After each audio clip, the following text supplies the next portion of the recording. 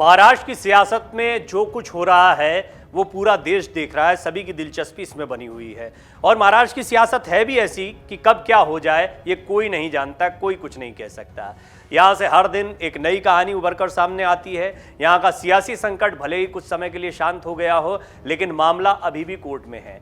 कौन कब कहाँ किस पर भारी पड़ सकता है, इसके मौके तलाशे जा रहे हैं। मुख्यमंत्री एकनाथ शिंदे गुट के साथ हर दिन शिवसेना नेताओं के जुड़ने की खबरें सामने आ रही हैं। महाराष्ट्र में एकनाथ शिंदे बनाम उद्धव ठाकरे की लड़ाई दिन ब दिन तेज होती जा रही है। शिंदे गुट लगातार शिवसेना पर कब्जा जमाने की कोशिश कर रहा है, तो उद्धव ठाकरे अपने बचाव में लगे हुए हैं।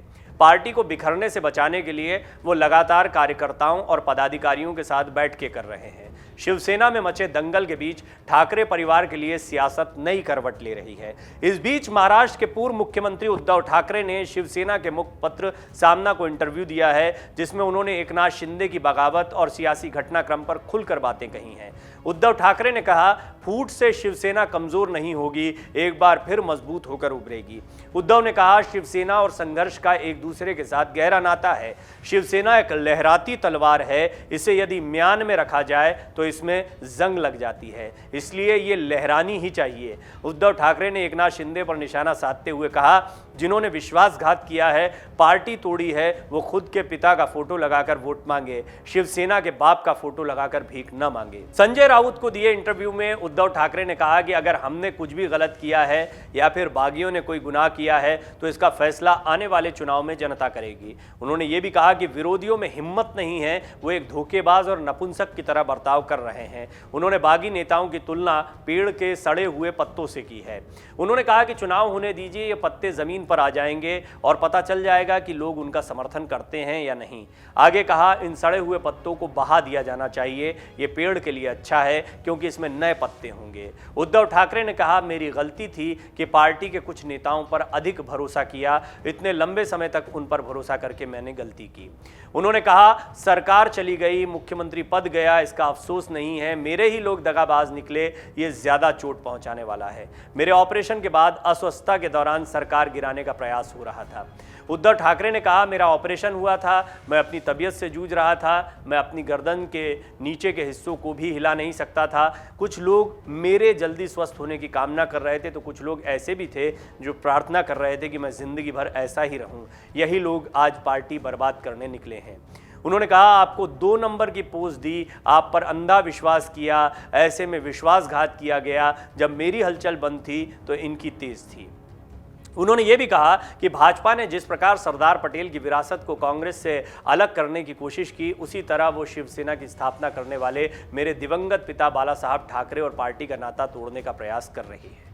दूसरी तरफ महाराष्ट्र के मुख्यमंत्री एकनाथ शिंदे ने सत्ता के संभालने के कुछ दिनों बाद सफाई दी थी, जिसमें उन्होंने बताया था कि मैंने अपने 50 विधायकों से कहा था कि वो अकेले सीएम नहीं हैं, उनके सभी विधायक भी उन्हीं के बराबर हैं।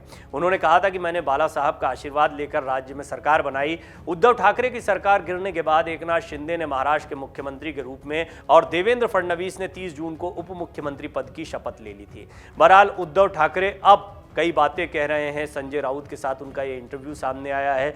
निश्चित तौर पर एक निराशा तो है, लेकिन साथ ही साथ उन्हें एक जोश भी दिखाना है। ये मजबूरी इसलिए भी है क्योंकि अब कार्यकर्ताओं के बीच जाने की मजबूरी है, पार्टी पर दावेदारी की मजबूरी है। बेशक वो एकनाथ शिंदे के बारे में कठोर शब्दों का इस्तेमाल कर रहे हैं, लेकिन वो जानते हैं कि सिर्फ एकनाथ शिंदे अकेले नहीं गए हैं, उनके साथ में बड़ी तादाद में विधायक भी गए हैं, सांसद भी गए हैं, और इस बात को नज़रअंदाज नहीं किया जा सकता है। लड़ाई चुनाव आयोग और सुप्रीम कोर्ट के पास तक पहुंची है। उद्धव ठाकरे जानते हैं कि उनके पास अभी बहुत बड़ा मौका नहीं बाकी है। इसके बावजूद वो कोशिश कर रहे हैं कि पार्टी को यदि खुद के साथ जोड़े रखना है तो कार्यकर्ताओं के बीच पहले जैसी पकड़ बनानी होगी, जो फिलहाल उनके लिए मुश्किल दिख रहा है। ऐसे में संजय राउत और उद्धव ठाकरे ने आपस में बातचीत की और उनका ये इंटरव्यू सामने आया, जिनमें उन्होंने कई बातें कही। जो सबसे महत्वपूर्ण बात दिखाई दे रही है, जो एक्सक्यूज वो रखना चाह रहे हैं, वो ये कि उनका ऑपरेशन हुआ था, गर्दन के नीचे के हिस्सों को वो हिला नहीं पाते थे। इस मौके का फायदा इन लोगों ने उठाया जो पहले से सरकार गिराने की ताक में थे। डाउनलोड करें अमर उजाला ऐप और पाएं खबरें लगातार। अगर आप ये वीडियो YouTube पर देख रहे हैं तो हमारे चैनल को सब्सक्राइब करें और बेल आइकन को दबाना ना भूलें। अगर आप Facebook पर ये वीडियो देख रहे हैं तो हमारे पेज को लाइक करें।